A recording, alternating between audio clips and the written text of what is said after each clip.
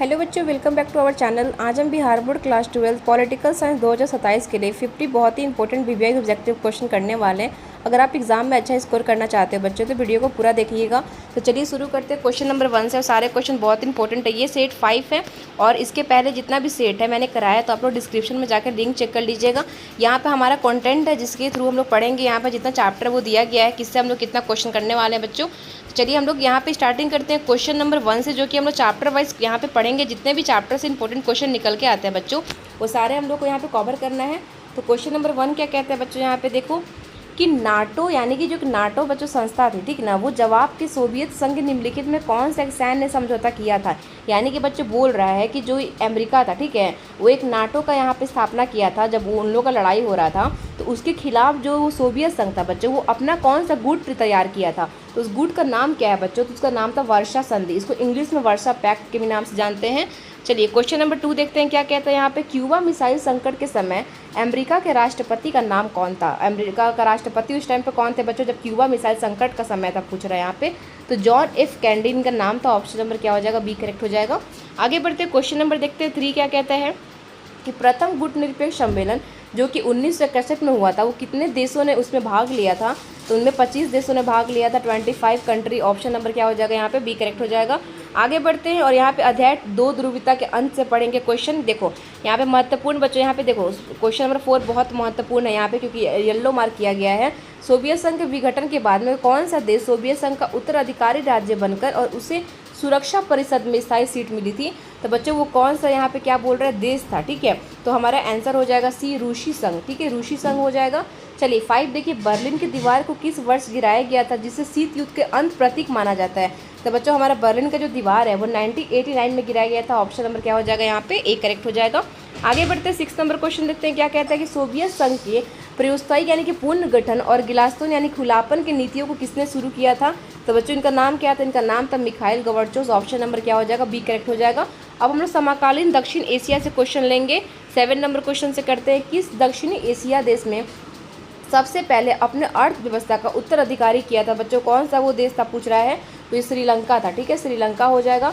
8 number देखो, दक्षिण एशियाई क्षेत्रीय सहयोग संगठन यानी कि सार्क का मुख्यालय किस शहर में है। सार्क का मुख्यालय बच्चों किस शहर में है, तो ये काठमांडू में है। ऑप्शन नंबर क्या हो जाएगा, सी करेक्ट हो जाएगा। चलिए 9 नंबर क्वेश्चन देखते हैं क्या कहता है। वर्ष 1996 में भारत और बांग्लादेश के बीच गंगा जल बंटवारे को लेकर किस संधि पर हस्ताक्षर किए गए थे। तो बच्चों ध्यान रखने, बहुत इंपॉर्टेंट क्वेश्चन है। तो फारका संधि पर हस्ताक्षर हुए थे, साइन हुए थे। ऑप्शन नंबर क्या हो जाएगा, बी करेक्ट हो जाएगा। चलिए यहाँ से अंतर्राष्ट्रीय संगठन से क्वेश्चन देखेंगे 10 नंबर से। संयुक्त राष्ट्र संघ के प्रथम महासचिव कौन थे बच्चों, तो कौन थे यहाँ पे, आंसर हो जाएगा हमारा ट्रिगवे ली, ठीक है। चलिए इंपॉर्टेंट क्वेश्चन है बच्चों 11 नंबर, देखो महत्वपूर्ण प्रश्न दिया गया है। अंतर्राष्ट्रीय यानी कि आईसीजी का मुख्यालय कहाँ है बच्चों, तो आईसीजी का मुख्यालय कहाँ, 11 नंबर क्वेश्चन का आंसर हो जाएगा हमारा द हेग में। इसको हम लोग हेग भी बोलते हैं, द हेग भी बोलते हैं, ठीक है। चलिए 12 नंबर क्वेश्चन देखिए, संयुक्त राष्ट्र संघ के किस अंग को विश्व लघु संसद कहा जाता है। तो बच्चों किसे कहा जाता है, किस अंग को कहा जाता है पूछ रहा है, तो महासभा को कहा जाता है। ऑप्शन नंबर क्या हो जाएगा, बी करेक्ट हो जाएगा। हम लोग अब सुरक्षा समकालीन चुनौतियों से क्वेश्चन पढ़ेंगे 30 नंबर से। वैश्विक ताप वृद्धि यानी ग्लोबल वार्मिंग सुरक्षा किस श्रेणी के अंतर्गत आती है। तो यहाँ पे आती है अपारंपरिक और मानवीय सुरक्षा। ऑप्शन नंबर हमारा बी करेक्ट हो जाएगा। 14 नंबर क्वेश्चन देखते हैं क्या कहते हैं। थोड़ा सा मैं जूम इन कर देती हूँ ताकि आपको अच्छे से दिखे। जैविक हथियार संधि यानी कि BWC की वर्ष अस्तित्व में आया था, तो किस वर्ष अस्तित्व में आया था पूछ रहा है, 1972 में आया था, 1972 को। ऑप्शन नंबर करेक्ट हो जाएगा ए। क्वेश्चन नंबर 14 हो गया। 15 देखते हैं, अंतर्राष्ट्रीय आतंकवाद सुरक्षा किस धारणा के लिए सबसे खतरा बना है। तो सबसे खतरा किस धारणा के लिए बना है, तो यहाँ पे वैश्विक सुरक्षा हो जाएगा। Option number B. आते हैं यहाँ पे 6 अध्याय से, पर्यावरण प्राकृतिक और संसाधन से 60 नंबर क्वेश्चन से स्टार्ट करेंगे। पृथ्वी को बचाने के लिए पहला पृथ्वी सम्मेलन जो कि 1992 में हुआ था, वो ब्राज़ील के किस शहर में आयोजित हुआ था। तो ब्राज़ील का वो कौन सा शहर था, तो बच्चों रियो डी जेनेरो इनका नाम था। ऑप्शन नंबर क्या हो जाएगा, सी करेक्ट हो जाएगा। चलिए आते हैं क्वेश्चन नंबर 17 देखते हैं बच्चों। ग्रीन हाउस गैसों के उत्सर्जन को कम करने के लिए संबंधित क्योटो प्रोटोकॉल किस वर्ष स्वीकृत किया गया था। तो बच्चों हमारा आंसर हो जाएगा यहाँ पे बी, 1997। ऑप्शन नंबर कर लेना बी। चलिए आते हैं 18 नंबर क्वेश्चन देखते हैं क्या कहता है कि आवर कॉमन फ्यूज नामक रिपोर्ट जिसे सतत का विकास अवधारणा दी जाती है किसने जारी की थी। तो बच्चों इनका नाम क्या था, इनका नाम था ब्रेंडन आयोग, ठीक है, ब्रेंडन आयोग नाम था। ऑप्शन नंबर करेक्ट कर लेना यहाँ पे ए। चलिए वैश्वीकरण से क्वेश्चन देखते हैं 19 नंबर से। वैश्वीकरण के विरोध में गठित वर्ल्ड सोशल फोरम यानी कि WSF की पहली बैठक 2001 में कहाँ हुई थी बच्चों, तो ध्यान रखना ये हमारा इंपॉर्टेंट क्वेश्चन है, ब्राज़ील में हुई थी बैठक, ऑप्शन नंबर बी करेक्ट कर लीजिएगा। 20 पे आते हैं वैश्वीकरण की प्रक्रिया में पूंजी, श्रम, वस्तु और अतिरिक्त किसका मुक्त प्रभाव अनिवार्य तत्व था। तो बच्चों किसका प्रभाव था, याद रखना ये हमारा हो जाएगा विचारों और संस्कृति का, ऑप्शन नंबर करेक्ट कर लेना 20। 20 का हो जाएगा यहाँ पे बी। चलिए 21 देखिए क्या बोलता है कि भारत में अपनी नई आर्थिक नीति के तहत वैश्वीकरण की किस वर्ष अपनाया गया था। तो ध्यान रखना यहाँ हमारा आंसर हो जाएगा 1991, 1991 में। ठीक है, चलिए क्वेश्चन नंबर अब राष्ट्र निर्माण चुनौतियों से देखेंगे 22 नंबर क्वेश्चन से कि स्वतंत्र के समय भारत में कुल कितने देशों ने रियायतें यानी कि प्रिंसली स्टेटस मौजूद थी। तो बच्चों कितने देश के थे, तो याद रखना ये हमारा 565 हो जाएगा, 565। ठीक है, 565 पे लगा लीजिएगा, ऑप्शन नंबर बी हो जाएगा। चलिए महत्वपूर्ण क्वेश्चन है 23 वाला कि भाषा के आधार पर गठित होने वाला भारत का पहला राज्य कौन सा स्टेट था, पूछ रहा है बच्चों। तो स्टेट कौन सा था जो कि भारत में भाषा के आधार पर बना था। तो बच्चों ये आंध्र प्रदेश था, ऑप्शन नंबर करेक्ट कर लेना बी। चलिए 24 नंबर क्वेश्चन देखिए, राज्य पुनर्गठन आयोग की स्थापना किस वर्ष हुई थी बच्चों। तो राज्य पुनर्गठन आयोग की स्थापना 1953 में हुई थी, ऑप्शन नंबर करेक्ट कर लेना बी यहाँ पे। 25 पे आते हैं 9 अध्याय यहाँ पे एक दल के प्रभुत्व दौर। 25 क्या कहते हैं, भारत के प्रथम मुख्य चुनाव आयुक्त कौन थे और जिन्होंने पहले 2 आम चुनाव संपन्न कराया था। तो बच्चों इनका नाम क्या था, इनका नाम था सुकुमार सेन, इनका नाम था, ऑप्शन नंबर ए हो जाएगा। आते हैं क्वेश्चन नंबर 26 में कि 1957 के दूसरे आम चुनाव में किस राज्य में पहली बार गैर कांग्रेसी सरकार यानी कम्युनिस्ट पार्टी बनी थी। तो बच्चों कौन से हैं, तो यहाँ आंसर हो जाएगा हमारा केरल में बनी थी। कौन सा स्टेट है पूछ रहा है, तो केरल हो जाएगा, ऑप्शन नंबर बी। चलिए अब नियोजित विकास राजनीतिक से पढ़ेंगे यहाँ पे 27 नंबर क्वेश्चन से, भारत में योजना आयोग वर्तमान नीति आयोग की स्थापना किस वर्ष हुई थी। तो बच्चों 27 का आंसर हो जाएगा हमारा 1950 में हुई थी। चलिए 28 पर ये बॉम्बे प्लान का संबंध भारत के किस क्षेत्र के विकास नियोजन से है। तो बच्चों किससे है, तो ध्यान रखना ये हमारा औद्योगिक विकास हो जाएंगे। चलिए आते हैं 29 नंबर क्वेश्चन में कि भारत में हरित क्रांति के जनक के रूप में किसे जाना जाता है। तो बच्चों ध्यान रखना ये हमारे MS स्वामीनाथन जी को जाना जाता है, ऑप्शन नंबर बी करेक्ट हो जाएगा। अब हम लोग अध्याय 11 से पढ़ेंगे भारत ब्रहा संबंध से। 30 नंबर क्वेश्चन देखते हैं बच्चों, क्या है कि भारत और चीन के बीच में ऐतिहासिक पंचशील समझौता पर हस्ताक्षर कब हुआ था। बच्चों पूछ रहे हैं यहाँ पे 30 नंबर का आंसर हो जाएगा यहाँ पे 1954, ऑप्शन नंबर क्या हो जाएगा यहाँ पे 1954। ठीक है, 1954 पे लगा लीजिएगा, ऑप्शन नंबर बी पे। चलिए आते हैं यहाँ पे महत्वपूर्ण नंबर क्वेश्चन पे 31 पे 1965 के भारत और पाकिस्तान युद्ध के समाप्ति के बाद जनवरी 1967 में किस द्विपक्षीय समझौता पर हस्ताक्षर हुआ था। तो बच्चों बहुत इंपॉर्टेंट ये क्वेश्चन है, तो ध्यान रखना ये ताशकंद समझौता हो जाएगा। चलिए आते हैं 32 नंबर क्वेश्चन देखते हैं बच्चों कि भारत ने अपना पहला शांतिपूर्ण परमाणु परीक्षण पोखरण 1 के किस वर्ष किया था। तो बच्चों ध्यान रखना ये हमारा हो जाएगा 1974 में, ऑप्शन नंबर करेक्ट कर लीजिएगा ए।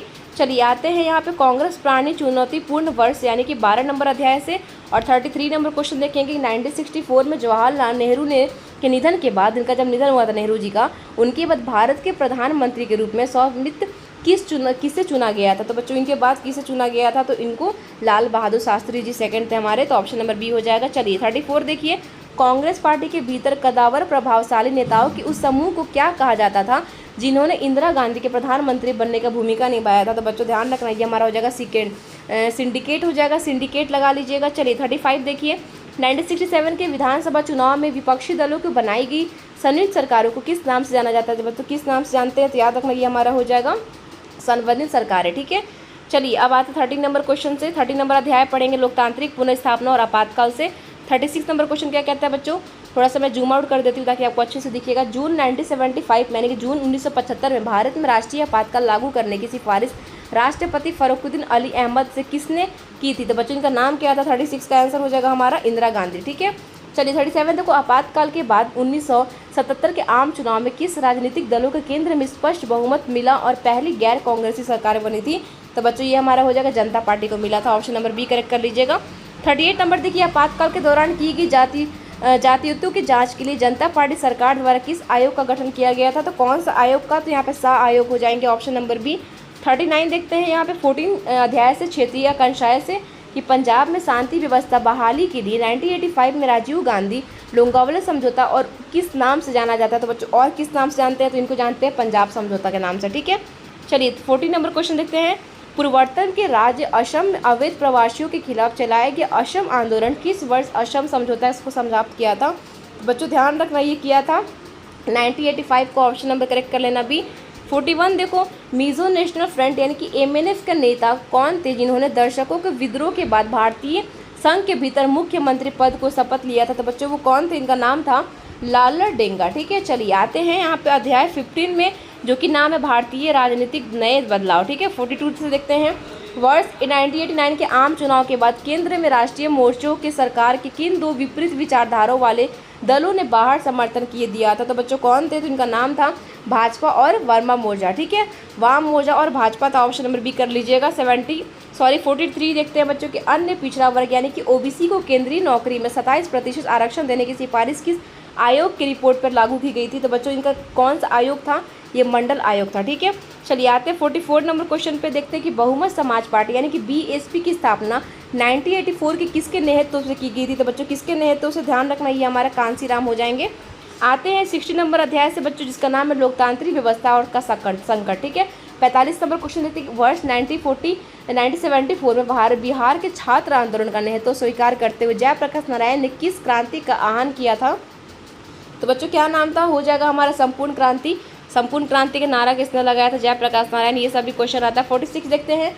12 जून 1975 को इलाहाबाद उच्च न्यायालय के किस न्यायाधीश ने इंदिरा गांधी को लोकसभा निर्वाचक अवध घोषित किया था? बच्चों वो कौन थे? तो इनका नाम था न्यायमूर्ति जगमोहन लाल सिन्हा। ठीक है, चलिए आते हैं क्वेश्चन नंबर 47 पे।